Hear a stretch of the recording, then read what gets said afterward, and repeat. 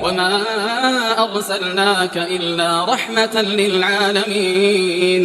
Nah, rukun akad nikah yang pertama adalah adanya calon, baik calon suami dan istri. Kamu mau nikah? Iya, sama siapa? Sama pohon pisang ya, nggak boleh. Jadi harus ada calonnya.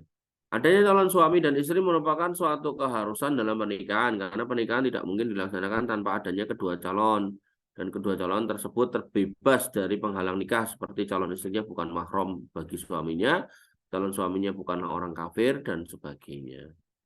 Ya, jadi harus dicek benar. Ya, dicek agamamu apa? Lihat KTP gitu kan. Kamu orang mana?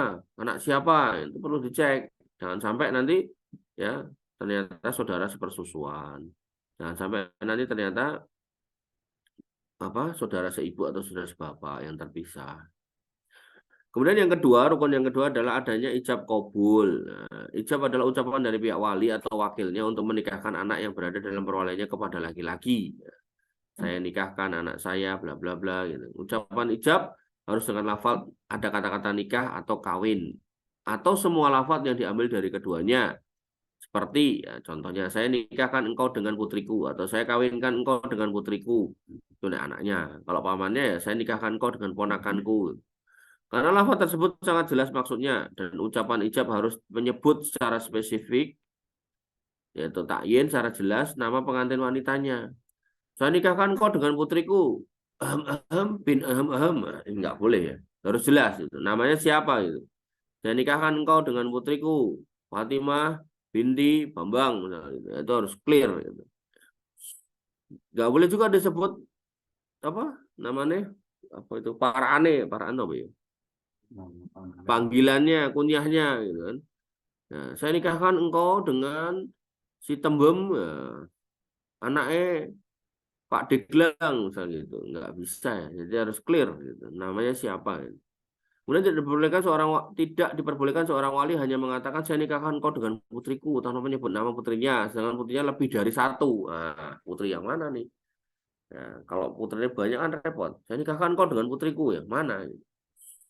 Diperbolehkan pula ketika ijab sekaligus menyebut maharnya. Misalnya saya nikahkan kau dengan anak saya Fulanah binti Fulan dengan mahar berupa uang sebesar 1 juta rupiah dibayar tunai.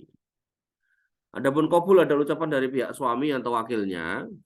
Ya, untuk menerima akad nikah tersebut, misalnya dengan mengatakan saya terima nikahnya atau yang semisalnya, para ulama telah sepakat bahwa tidak ada lafal khusus dalam qabul, bahkan dapat menggunakan lafal apa aja yang dapat mengungkapkan persetujuan dan kemauan untuk menikah seperti saya terima atau saya putuskan atau saya laksanakan. Saya nikahkan kau dengan putriku Fulanah binti Fulan dengan mas kawin 15 juta. Laki-laki ini bilang, oke, saya terima. Nah, boleh juga. Tapi sekali lagi ya, urf itu perlu diperhatikan. Lazimnya di masyarakat kita itu seperti apa, itu diperhatikan. Jangan bikin rumusan sendiri nanti dianggap orang gila gitu. Ya. Silakan, kalau ada pertanyaan dikirimkan ke kolom chat, sembari saya lanjutkan. Kemudian ketentuan dalam ijab kabul, sampai sini aja nanti kita, sampai ketentuan ijab kabul. Yang pertama, ada ungkapan penyerahan nikah dari wali pengantin wanita. Tadi itu, saya nikahkan engkau dengan putriku Fulanah binti Fulan, atau saya nikahkan engkau dengan ponakanku Fulanah binti Fulan. Gitu. Kemudian ada ungkapan penerimaan dari pihak laki-laki. Ya, saya terima nikahnya Fulanah binti Fulan dengan mas kawin, bla bla bla. Gitu. Ya sebenarnya tadi itu, oke saya terima gitu, itu udah sah. Cuman ya tadi itu, uruf di kita itu udah didesain sama KUA, kata-katanya itu kayak gini loh gitu.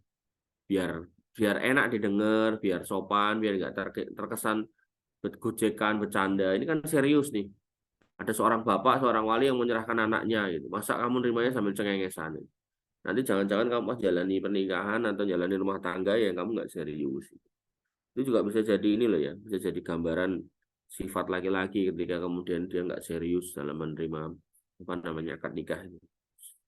Kemudian yang ketiga, menggunakan kata-kata nikah atau kata-kata lainnya yang semakna.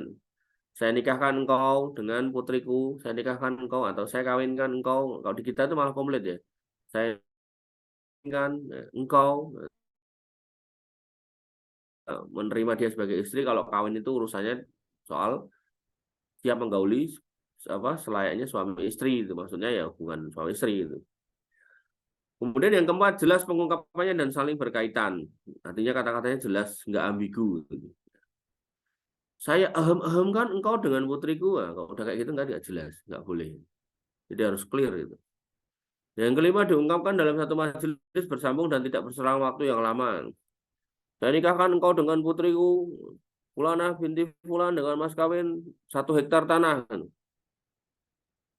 Terus yang laki-lakinya, Pak, sebentar Pak, saya tak ke belakang dulu. Mules. Tiba-tiba balik, kemudian saya terima nikahnya. Nggak bisa. Ulangi lagi.